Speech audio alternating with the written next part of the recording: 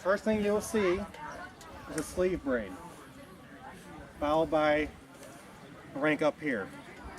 So if you see one row, the Austrian knot, there's some type of lieutenant. 2 rows is a captain, 3 rows, major, lieutenant colonel, or full colonel, 4 is a general.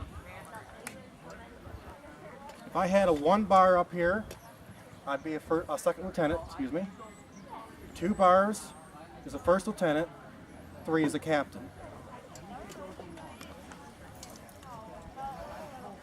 1 star is a major, 2 is a lieutenant colonel, 3 is a full colonel. For a general, we'd have 1 big star in the center, surrounded by 2 smaller stars and a gold wreath. That's for all generals. To find out which general he is, if he has 1 row of buttons all the way down, a brigadier general. 2 buttons, space, 2 buttons, space is a lieutenant general. 3 buttons and a space is a major general. 4 is commanding general. Even though General Lee hardly ever wore his general's uniform. We always wear his colonel's uniform out of respect for the one he had in the Union Army. Now, my lovely stand-in model here, you can see on his braid here on the shoulder boards, he has nothing. That's a second lieutenant. 1 bar on either side, first lieutenant. 2 bars is a captain. Gold oak leaves on either side is a major. Silver oak leaves, lieutenant colonel. If you had a bird in there, an eagle, a full bird colonel or a full colonel. 1 star is a brigadier general. 2 stars is a major general. 3 stars is a lieutenant general. 4 is commanding general. Anyone know the difference between the generals on either side? Lieutenant general and major general were reversed. We had the first lieutenant and major generals. In the Union Army, they had a brigadier general and major general. They had to add another rank. So instead of switching lieutenant general with major general, they just added it towards the end. So that's why we still have lieutenant general first, followed by, a major general first, followed by a lieutenant general. Really makes no sense to us, but hey, we're going to go with it.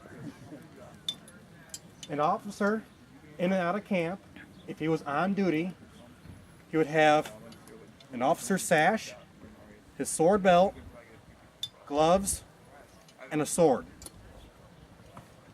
He would also carry some type of sidearm.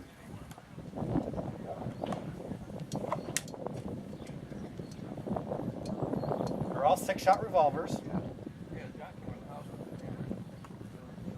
except for 1 revolver was called a Lamat, 9-shot 44, plus 16 gauge shotgun barrel underneath. Underneath here. You don't want to shoot that thing live. It kicks like a mule. Oh, yeah.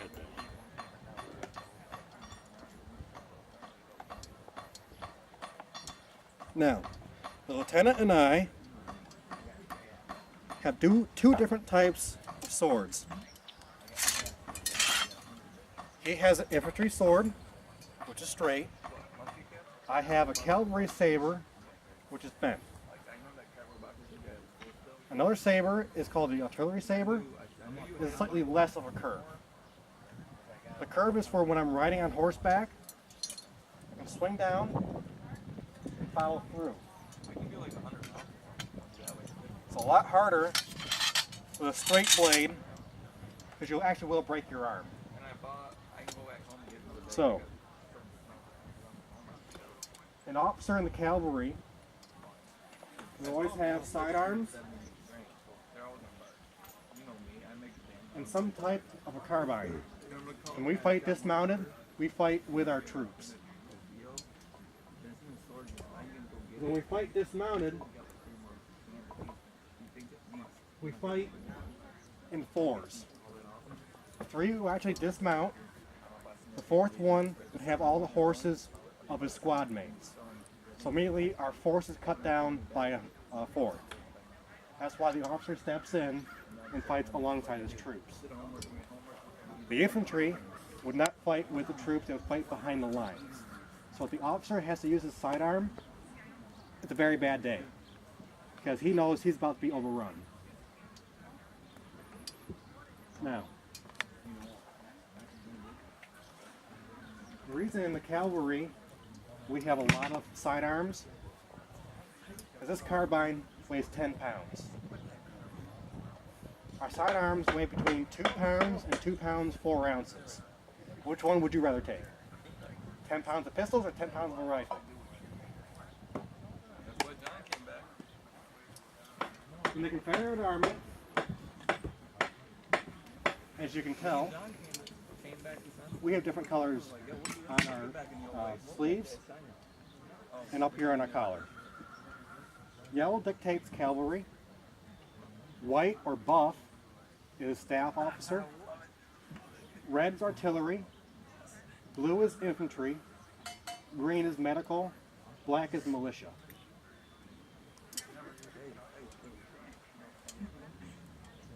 Now, even though I am staff, I'm also in the cavalry. I'm staff because I'm a provost marshal, military police. Except he wears his regimental colors, where I prefer to be on staff. I get paid more. As an officer, we would have multiple sets of clothing. I myself am paid about $20 a month. A private is $15 a month. He's got his big old hat. I told him make sure my colonel is about $30 a month. To translate that out, private will make about $20 a month. I myself will be paid about $30 a month. Him, about $200. And turn. So, as an officer, we all have different types of coats. We are wearing what's known as a shell coat. He's wearing a sack coat. This is the frock coat. In the cavalry, a lot easier to ride with a shell jacket. It won't encumber you or make you feel all bunched up while on horseback. A sack coat will, a frock coat definitely will. What officer would always carry with them are pencils. Why? Because unfortunately, we do a lot of paperwork in the field. So that would be in our haversack, which is basically a pocket or a purse. This will hold all your personal items, toothbrush, pencils, paper, your food, canned goods, your housewife or sewing kit. But mine, handcuffs. Another way to tell an officer apart is he has what's known, my mind's drawing a blank here. Hold the rope? No. The sack hat. A sack hat? Still too early in the morning for me to think. You can tell that there is a gold hat cord here, or a silver hat cord. It used to be gold. I had it for a long time. So that's another way to tell an officer right off the bat. Any questions yet? Yeah, Y'all realize it's going to be a test, right? Militia? Militia is basically a unit without proper military discipline. Okay? We raise more hell than you know what to do with. We don't take prisoners. We are the bad boys. You ever heard of Contrails Raiders out in Missouri? That's one of my units I ride with. Oh yeah. I also ride with Nathan Bradford Forrest. He's my general. I'm with the 1st Louisiana Cavalry. and we are also the bad boys. Also in the 44th Virginia, Mosby's Rangers. You had a question? Yeah, why do you have a kilt on?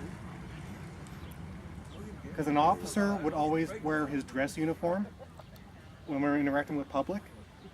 And I am part Irish. Before the war, I came from Ireland, where I was in the British Army.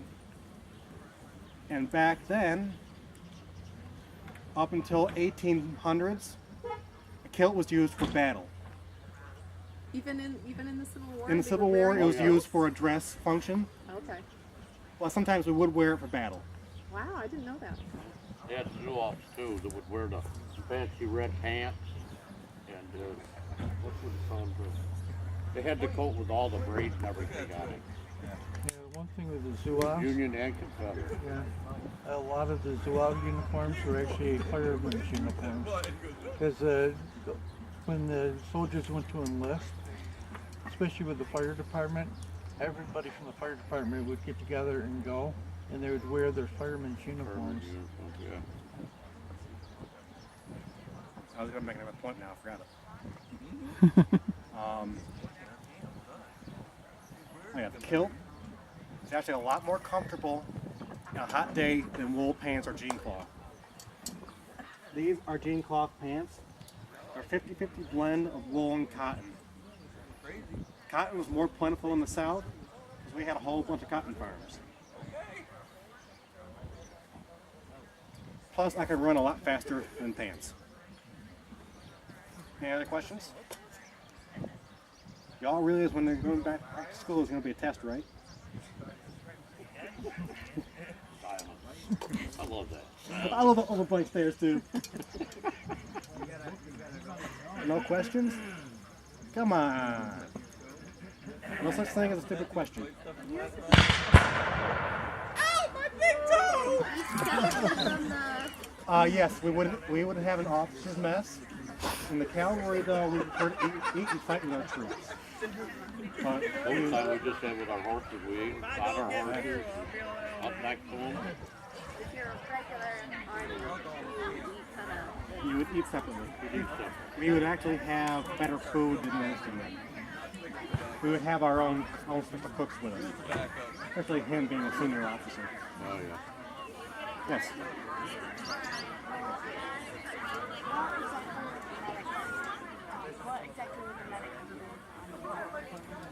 They would treat the wounds if possible, but a lot of times the wounds were too severe, so they would cut them off at a field hospital. Oh, since he's so cool, Doc. And that signal was actually the signal to change stations. Hey guys, you can harass So you guys are going over to the blacksmith.